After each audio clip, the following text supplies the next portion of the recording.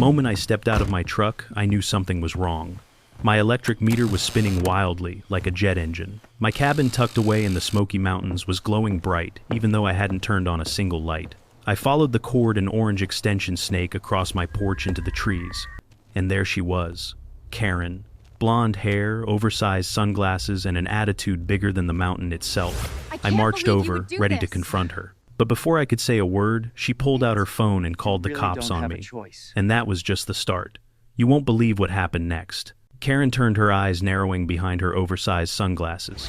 "You've got some nerve," she snapped, hands on her hips as she waved her phone at me. "You can't just sneak up on people like that."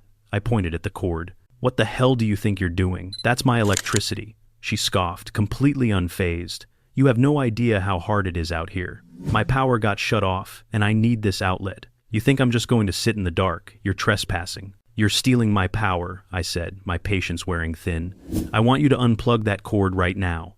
She ignored me calmly, shoving her phone into her pocket and crossing her arms. "You think I'm stealing? I'm just borrowing a little power from the community." "Don't be so dramatic." The anger in her voice was palpable. She wasn't just bold, she was brazen. It was like she believed she had a right to everything around her, and my property was no exception. "You don't get to decide who shares their electricity," I snapped. "This is my property. You're on my land, and you're going to leave." Without warning, she pulled her phone out again, dialing 911. "I'm being attacked. He's harassing me, trying to stop me from using community electricity." I couldn't believe what I was hearing. The nerve of this woman. She wasn't even trying to hide her theft, and now she was trying to turn this around on me. At first, I thought it was just an isolated incident. The power bill spiked again. It was creeping up month after month, and I couldn't figure out why. I'd barely spent any time at the cabin, and nothing was running except the fridge and a few lights at night. Maybe the heater was pulling more power than I thought, but this didn't make sense. I had already contacted the power company, and they assured me everything looked normal. But I'd seen that look in their voice on the phone, the kind that said they'd rather push me off than investigate further. So I decided to check it myself. I spent the next weekend replacing old wiring, testing the outlets, even pulling out the meter to check it manually. Still, I couldn't figure out why my electricity usage was so high. Then I heard it. That sound. The electric meter spinning wildly like it was on a race course. I froze, trying to ignore the dread creeping up my spine. I walked outside and checked the meter. No appliances running, but the numbers were flying. That was when I spotted the cord. A neon orange extension cord snaked across my porch, running from my house and into the trees. My heart skipped a beat. The answer was right there in front of me. Someone had been tapping into my electricity without me knowing, stealing my power, and I had no idea who it was. The anger burned inside me as I followed the cord into the trees, trying to figure out how long it had been going on. The path through the brush was faint, but obvious now, broken twigs and flattened pine needles leading the way. Whoever had been here knew what they were doing. It wasn't just a random trespasser, it was someone who knew the land. Someone who'd been back here more than once. I crouched down, inspecting the ground. Impressions in the dirt led me to the outlet beneath my porch, but nothing seemed out of place. I went inside, flipped every breaker, and then went back outside to watch. The cabin went dark, quiet, still, but the meter kept spinning like it was alive. This was no mistake. Someone was pulling power from my house directly from the outside outlet. I was furious. This wasn't just a minor violation. Someone had crossed a line. They'd been stealing my electricity, and I needed to know who. I wasn't about to let it slide. That's when I decided to catch them. I knew this wasn't the first time. I could feel it in my gut. Whoever was doing this had been back before. They knew the setup. They'd been sneaking around under the cover of darkness, and now they'd made a mistake. I wasn't going to sit idly by anymore. I had enough. The next weekend, I parked my truck a quarter-mile up the road, hidden behind some trees, and settled in for what would become one of the longest mornings of my life. I brought coffee, binoculars, and my usual stubborn determination. The air was cool, the fog curling through the trees like smoke, and for a moment I wondered if I was just overreacting. Then I saw it. A white SUV rolled slowly down the gravel driveway. I couldn't help but freeze. The woman who stepped out was around 40, blonde hair, frizzed out of control, big sunglasses hiding eyes that were scanning everything around her. She didn't stop to admire the view, no, she was on a mission. She pulled something heavy out of the back of her SUV, a massive orange extension cord. She walked right up to my porch, plugged it into the outlet, and without a second thought, started running power to whatever she had in mind. No hesitation, no guilt. I took off, moving fast enough that she didn't notice me until I was almost on top of her. "What do you think you're doing?" I demanded. She turned around, startled at first, but then, as if she had every right to be there, her expression twisted into annoyance. "Excuse you," she snapped. "You can't just sneak up on people like that." I didn't back down. "I'm the owner of this cabin, and you're stealing my electricity. Unplug that cord now." She didn't even flinch. "I need it more than you. My power got shut off." "I'm not some charity case," she argued, folding her arms defiantly. I was done talking. "You're trespassing. You're stealing. And I don't care about your power issues. This is my property. Now unplug it." She folded her arms like a child, throwing a tantrum, then lifted her chin arrogantly. "Go ahead. Call the cops. They'll take my side. You'll regret it." I stood there, seething as she pulled out her phone and dialed 911. "I'm being attacked," she shrieked into the phone. "He's trying to stop me from using the community electricity. Please send someone immediately." Her voice cracked with hysteria, and I couldn't believe what I was hearing. The absurdity of it. She was stealing, and she had the gall to accuse me of attacking her. But she wasn't done. As the sound of tires on gravel signaled the arrival of the officers, she was already playing her part. I knew the moment the cruiser pulled into my driveway, things were going to get much worse. The cruiser came to a slow stop. 2 officers stepped out, one tall and calm, the other younger and looking more wary. Karen, of course, wasted no time. She rushed toward them, waving her arms like she was in a bad movie. Over here, he's dangerous, he's attacking me, he's stealing electricity." Her voice carried across the driveway, shrill and frantic. The tall officer held up his hand, stopping her in her tracks. "Ma'am, slow down. Let's take this one at a time." She jabbed a finger toward me. "He attacked me, he's harassing me, he's stealing power from the community, and he won't let me use the outlet. He's crazy." I didn't waste any time. I pointed directly at the orange extension cord on my porch, still plugged into my house. "Officers, I own this property. This woman is trespassing and stealing electricity. I've checked the meter. It's running even though all of my breakers are off." The officers exchanged looks, and I could see the skepticism in their eyes. But I wasn't backing down. I wasn't going to let this woman turn the whole situation around. The younger officer blinked twice. "Ma'am, do you have any proof you rent this cabin or have permission to use the power here?" Karen froze. "Well, I don't have it on me, but I have a contract at home. It's very official. I knew I had her. I have the deed, the utility bill, in my name and photos of the electric meter this morning. I can prove I live here and that she's been stealing power." The taller officer took the documents, flipping through them quickly. His expression changed when he saw the photos. "These were taken at 612 a.m., he asked. "All breakers off." "Correct," I said, nodding. "This cord has been here while I was gone, and it's still drawing power." The officer walked over to the outlet, lifted the cord, and followed it with his eyes. The moment he realized she'd been stealing from me was written all over his face. Karen was in full meltdown mode. As the officers surveyed the cord, she started pacing, shouting her usual excuses, weaving her tale of how the power company had shut off her electricity and how she was just borrowing a little. She looked at the officers, pleading for them to believe her. The younger officer, Cole, barely even flinched at her hysteria. But the taller officer, Daniels, wasn't buying it. He glanced at the evidence, at the cord, still snaking from my porch into the woods, and at the meter, which was clearly showing an overload. "Ma'am, we've got a clear picture here," he said calmly. "The cord is drawing power from this property, and you're the one who plugged it in. You're on this man's property, and you've got no permission to use his electricity." Karen's face reddened, and she swung around to face me. "This is my community," she shouted, her voice cracking. "This is my mountain. You don't own everything here. People like you don't get to control everything." I stayed calm, watching her unravel. There was no rationalizing with her now. She was backed into a corner, and the only thing she could do was scream.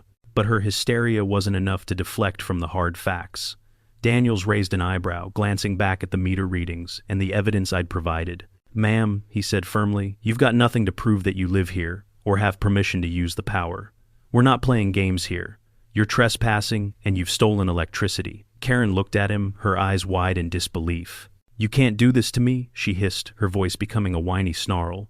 "You can't just take my power away like this." Her whole act was starting to fall apart in front of the officers. They weren't buying the community spirit nonsense she was peddling. The truth was catching up to her, and I could see her panic rise.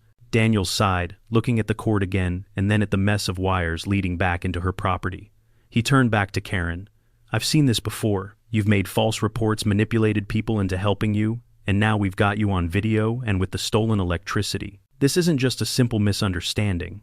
I handed over my phone, showing him the video I'd taken earlier when I'd caught Karen plugging in the cord.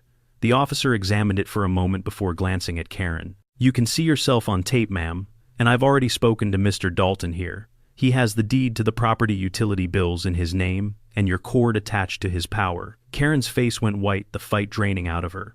She knew she was cornered. The truth was inescapable. And yet, she still tried to twist it. "No, no, no," she shrieked. "This is a mistake. He's the one who's lying." She turned her attention to Cole, trying to sway him with her hysteria. "I swear he's trying to destroy me. He's trying to ruin my life." Cole looked over at Daniels, who gave a slight nod, confirming they'd seen enough. The younger officer stepped forward, his tone hard. "Ma'am, your story's not adding up. You're not fooling anyone anymore." And just like that, the walls of her lies came crashing down.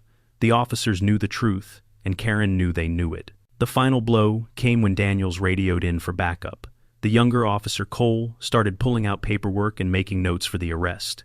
Karen, however, didn't seem to care. She started backing away slowly, her eyes darting around as if she might make a break for it. "You can't arrest me. You can't!" she screamed. I stood still, watching the scene unfold with a calm I hadn't felt until now. The weight of everything I'd been through, the harassment, the lies, the theft, finally seemed to be catching up with her. But she wasn't done yet. Karen opened her mouth one last time, trying to regain control. "You'll regret this," she hissed, venom dripping from her words. "I'm not going down without a fight. You'll see. I'll sue. I'll have you evicted. But..." She never finished the sentence. The sound of a siren cut through her words, and before she could make another move, Daniel stepped forward and placed a hand on her arm. "Enough, ma'am," he said, his voice cold. "You're under arrest for trespassing, theft, and filing a false police report. Let's go." Karen froze her eyes wide with shock. She didn't seem to know how to react to the reality of what was happening. The officers guided her toward the cruiser, and the fight seemed to leave her all at once. As she was pushed into the back of the car, her shouts grew muffled, fading into the distance. The relief in my chest was overwhelming, but I knew it wasn't over yet. The mountain felt quieter now, but there was still work to do. As the sheriff's cruiser disappeared down the mountain, a wave of silence rolled through the woods. The kind of quiet that had first drawn me here, the peace I'd been craving. It wasn't the same as before, though. That stillness felt different now, like something had been cleared from the air, like the mountain had just sighed with relief. I stood on my porch for a long moment, watching the gravel where the cruiser's tires had left their marks. The weight of the situation started to hit me. I wasn't just dealing with a Karen. I wasn't just protecting my property. This was bigger. I'd fought for what was mine, and for once, I had the law on my side. I stepped inside, the familiar creak of the floorboards grounding me, and looked around. The cabin hadn't changed. The air still smelled of pine, the fridge hummed quietly in the background, and the soft glow of the lamp beside my chair was a comfort. But now everything felt a little more real. I wasn't just protecting a piece of land. I was standing up for the life I'd worked hard to build. The phone buzzed on the table. I glanced at it, half expecting another call from the sheriff's office. Instead, it was a message from Randall. I heard, "Good work, son. The mountain needed someone like you. Don't let her get in your head. She's already gone. Keep your guard up. This won't be the last of her, but you're ready for it now. Keep your eyes open." I smiled, a little more relieved than I thought I'd be. Randall wasn't wrong. It wasn't over yet, but for the first time, I felt like I had the upper hand. The weight of the situation was no longer just mine to carry. The next few days moved in a blur. The sheriff's office filed the charges against Karen: trespassing, theft, and filing a false report. The police had already begun interviewing neighbors and checking for similar complaints, and it quickly became clear that Karen's web of lies was unraveling. She'd tried to manipulate so many people, but now they were seeing her for what she truly was, a con artist, using the guise of community spirit to get what she wanted. I didn't know if Karen had been in trouble before, but after what I learned from Randall, it was clear she had a history of pushing boundaries. Now, the law was involved, and there would be no more pretending she was above it all. Her attempts to deny everything had backfired. The evidence, the photos, the witness statements, all of it was too much to dismiss. The power company confirmed that they had no record of any issues with my account, which made her claims of community electricity even more ridiculous. Her false claims didn't just affect me. She'd manipulated and bullied people for too long, and now they were fighting back. The sheriff's office told me they'd be investigating other properties to see if she'd been pulling this stunt elsewhere. The worst part, she still didn't understand how deeply she'd messed up. She thought she could just walk away unscathed, but that wasn't going to happen this time. Days turned to weeks, and I slowly began to find my rhythm again. The noise had faded, but something inside me had shifted. It wasn't just the confrontation with Karen. It was the realization that I'd stood up for myself. That cabin, which had always been a place for quiet reflection, had become something more. It was a symbol of how far I'd come, how much I'd fought for, and how I wasn't going to let anyone take that away from me. Then one afternoon I saw something that made me smile. It was a note left on my porch by Anna, the new neighbor I'd met a few days after Karen was arrested. The note was simple, just a few lines. Just wanted to let you know, we all know what Karen's been up to. We've been watching her for months. Don't worry, you've got the whole mountain behind you now.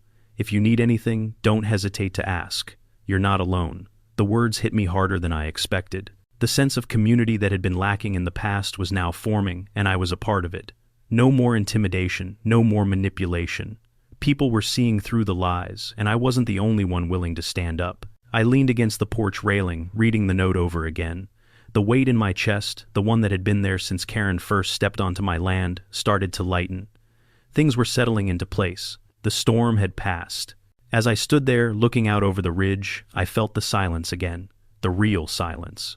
No Karen screaming, no police sirens, just the wind in the trees and the distant call of birds. The kind of quiet that had always meant peace. And this time, it felt like I had earned it. The sun was beginning to set, casting golden light over the trees. For the first time in weeks, I could finally breathe. The mountain was mine again,